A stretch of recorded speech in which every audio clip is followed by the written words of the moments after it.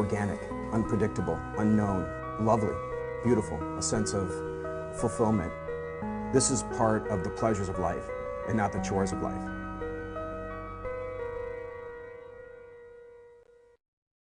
Here's what's just ahead tonight on Daily Iowan TV. Letters to prison. Learn about one professor's special project next. And find out about the UI's policy for carrying concealed weapons on campus. It's rivalry week for women's and men's hoops. Find out in sports how both teams are handling the hostile environment they are about to face this weekend. All that and more coming up.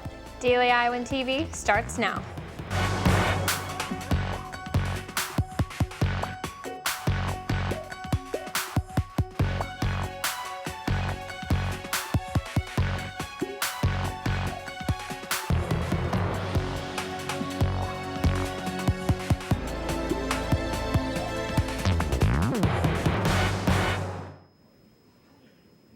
Good evening and thanks for joining us. I'm Katie Sextro. And I'm Andrew Roberts. States throughout the nation are beginning to allow concealed carry weapons on public college campuses, but Iowa is not one of them. Find out what a serious offense carrying weapons on university grounds can be. Daily Iowan TV's Alara Bartlett has more. 8 states throughout the nation are now allowing concealed carry weapons on public college campuses. These states include Oregon, Utah, Kansas, Texas, Mississippi, Colorado, Wisconsin, and Idaho. But what about Iowa? We don't allow students to have weapons on campus, whether open or concealed carry. With campus shootings becoming more and more prevalent, some states are warming up to the idea of allowing concealed carry weapons on college campuses, while others are tightening the restrictions against them. For 19 states, legislation was introduced to allow concealed carry weapons on campuses. However, not all of these passed, and in Iowa, it is a Class D felony to have a firearm on a college campus, unless it is authorized by the school.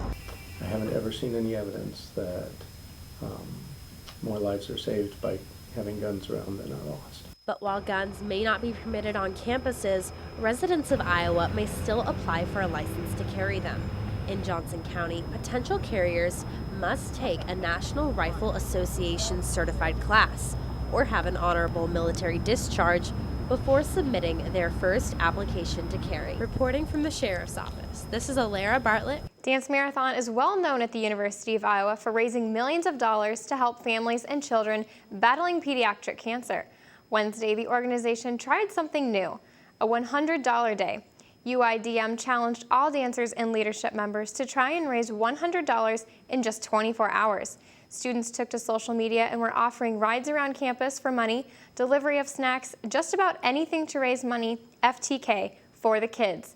The day was sponsored by the University of Iowa Community Credit Union. J.K. Rowling, the author of the sensational Harry Potter novels, will not be heading to Iowa City anytime soon. Earlier this year, Harry Potter fans wrote to Rowling to ask her to speak in Iowa City. Unfortunately, Rowling declined the invitation as she's focusing on current writing projects. Instead, she surprised over 500 students at the Longfellow Elementary School and people across Iowa who wrote to her with individual letters. Even so, the UI is not giving up. The lecture committee will continue to campaign to bring the author to campus. Delays on the multi-million-dollar Chauncey Tower project in Iowa City have left film scenes stuck in the Ped Mall. The small theater had plans to move to the Chauncey Tower, but with delays in construction, the owners are considering expansion right where they're at. They may add a second screen in early 2016. Once they do move to the Chauncey Tower, there will be 2 screens at the new location, as well as space to hold film workshops and kids camps. You know, Andrew, it's been pretty warm outside. I have noticed it's been pretty warm outside. I wonder if it'll keep it up. Let's toss it over to FA in the weather studio to find out more. Thanks, guys. It definitely doesn't feel like winter with the great weather we've experienced this past few days. Thankfully, this will continue for the rest of the week, but expect some rainfall this weekend. Thursday will start off with temperatures at 38 degrees, but not to worry because temperatures will rise as the day progresses. By afternoon, temperatures will be at 49 degrees with partly cloudy skies, but will drop to 47 degrees by evening with overcast skies. Friday will also be similar with a high of 55 and a low of 44. Starting Saturday, you might want to keep an umbrella handy as there's a high chance of rain until Monday. That's all I have here at the studio. Back to you, Katie and Andrew. Ben Willis is a graduate student in the art department here at the University of Iowa. And for the past 4 years, he has been writing hundreds of letters to inmates.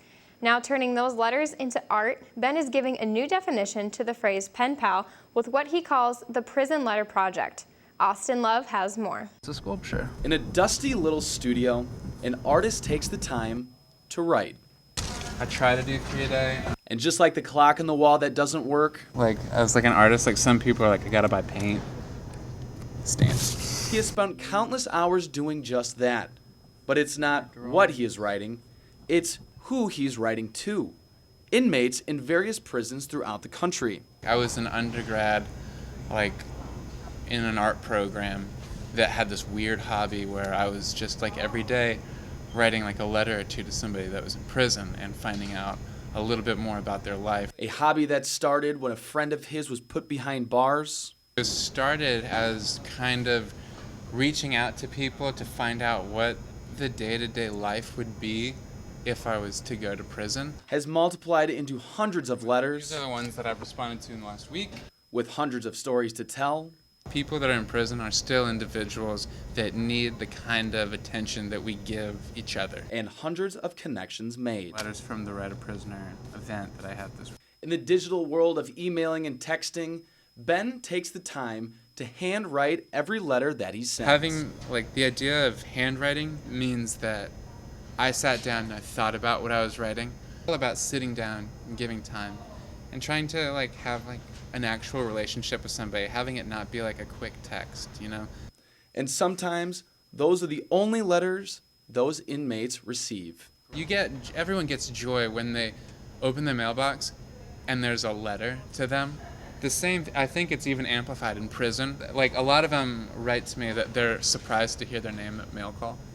And then a lot of them, like, I'll write to for a few months, and then if I miss for like a month or two, they'll just write me out of the blue and say, hey, I miss hearing my name at mail call. How are ya? Something that makes all the hand cramps and blisters worthwhile. I think the idea of writing a letter to somebody who hasn't received a letter in, you know, a year, 2 years, ever since they entered incarceration, I think being able to be that person is really appealing. In Iowa City. Sincerely, Austin Love, Daily Iowan TV. Ben Wills. An Iowa high school basketball coach is facing charges related to sexual abuse. 46-year-old Gerald Tig Johnson has been accused of sexual exploitation by a school employee and assault with intent to commit sexual abuse with no injury. Johnson was the girls' basketball coach at Roosevelt High School. Officials say he turned himself in Tuesday afternoon. No details have been released about the investigation, but for now, Johnson has been put on leave by the school. Well, it's rivalry week for men's and women's hoops. Yes, Iowa will head to Ames for the Cyhawk Challenge on Thursday and Friday, but students in Ames are already pitching tents. One group of students set up a tent Monday night while others waited until Tuesday, all with one goal in mind, watching the Cyclones beat the Hawkeyes. Let's see if Iowa can hold up their end of the bargain, though. Hannah and Colin, how are those two rivalry games looking? Thanks, Andrew and Katie. It's looking like both men's and women's games will be ones to watch while opposite teams are ranked. Iowa women's are ranked number 19 in the country, while the Iowa State men are ranked 4th. The men's crew head to Ames Thursday night at 6:30, while the women's crew take the court Ames on Friday night at 7 p.m. But before we get to those two previews, one Iowa men's basketball player is finally taking the shots he needs to be taking. Last week, Jared Utoff was not taking enough shots, according to head coach Fran McCaffrey. But this week is a different story. Jordan Maloney has more. The strengths of the Iowa men's basketball team, one player cannot be ignored. Dominating the scoreboard, Jared Utoff has posted double digits in every game so far this season, and his performance continues to impress. Hitting a season high of 27 points in Iowa's win over Western Illinois on Monday night, the 6'9 senior hit 3 three-point field goals in a matter of 80 seconds, proving to be a true threat to opposing defenses. Just last week, head coach Fran McCaffrey asked Utoff to take more shots, and he has done just that. But despite his impressive stats, Jared Utoff is always focused on the team. Yeah, I think that's one of the mentalities that I've come to really appreciate about him is that he's all about winning, and he doesn't really care about stats. He's not a big stat guy, and wants to do anything he can to win. Averaging just over 18 points per game this season, the team expects Utoff to play a prominent role. We expect nothing less from him, though. He's one of the best shooters in the country, one of the best players in the country, and he really showed that.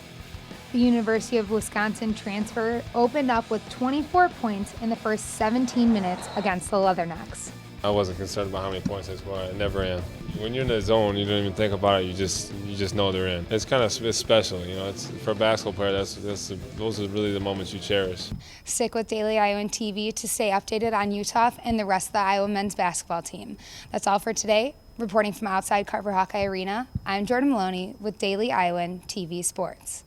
Utah plus the other 14 guys behind him will have to hold steady when they step into the Hilton Coliseum on Thursday night. Iowa's currently on a 4-game winning streak, but if you remember last year's season, Iowa's loss to Cyclones wasn't pretty. No, it wasn't. And to preview this in-state battle, we'll toss it over to Katie Reber for more. On Thursday night, Iowa will head to the Hilton Coliseum in Ames to face fourth-ranked team in the country with a lot of experience. After losing to the Cyclones last year, the Hawkeyes are ready for this year's matchup. A good game. We're up 5 with a minute to go, and it was a tough loss for us, and we're looking to get a little redemption. We had a pretty bad taste in our mouth after that game. We felt we didn't play very well, and anytime you lose big like that to in-state rival, it's not fun. Guys, the last couple of years, last time we played there was a tough loss. And as for the notorious Hilton Coliseum's intimidation factor, To be honest, that stuff fuels me, and I think it fuels our guys. Great atmosphere. I love playing there. We're playing a lot of environments over the course of the year. Iowa State is no different. Got a lot of fan support there, and it'll be a little bit different, but nothing we haven't faced before. this year's game will be a marquee matchup as the 7-2 Hawkeyes will face the 7-0 Cyclones. Iowa holds a 43-25 advantage in the series. The Hawks are looking at this as just another game. It's another opportunity to play one of the top teams in the country. It's a new opportunity for us. We're able to take the court again and have some fun. You just got to look at the next opponent and do your best against them. You know, we're just looking at it like any other game. It's another chance to build the resume, another chance to play in a hostile road environment. On the next one. This has been Katie Reber, Daily Iowan TV Sports. 8 of the last 10 series have been claimed by the home team, with the Cyclones winning in Iowa City last season and in 2010. After the men's team took center court Thursday night, the women's team will hit the hardwood on Friday at Hilton. The number 19 Iowa Hawkeyes know the pressure it adds to them playing an in-state rival, especially in a hostile environment. That's right, head coach Lisa Bluter and her team also don't want anyone to be fooled by Iowa State's 4-3 record. They've won inside Hilton. They're 2-0 undefeated inside of Hilton. All their losses have come on the road. We know they're a good team. We know they'll be playing in front of a great environment, as they always do. And so we've got our work cut out for us this week. But I do have confidence in our team. You know, in saying that, we're a young team, and you never know how young teams are going to respond. A big game. It's intense. Obviously, we had a great crowd last year for this game. So, yeah, we're looking forward. You know, it means a lot to, obviously, the Iowa kids on our team, but also for everyone else. You know, we're a Hawkeye, they're Cyclones, and, you know, we want to get that. We want to get that win. Switching from the court to the classroom, it was just announced today that 44 student athletes were named to the 2015 Fall Academic All-Conference. 16 football players, 7 field hockey players, 6 men's cross-country runners, 5 volleyball players, and 4 women's cross-country runners were all honored, which is so many. The 16 football players are the most the program has had since 2010. And that's such a good season for them, Colin, on and off the field. But that'll do it for us here in the sports studio. Stick with us for our Thursday show, where we head to the mat. It's all wrestling instead of our usual pregame football show. Andrew and Katie, back to you guys. That's all we have for you tonight on Daily Iowan TV. Be sure to check out our website, dailyiowan.com, for all the latest news, sports, and weather. I'm Katie Sextro. And I'm Andrew Roberts. Thanks for watching. Have a good night.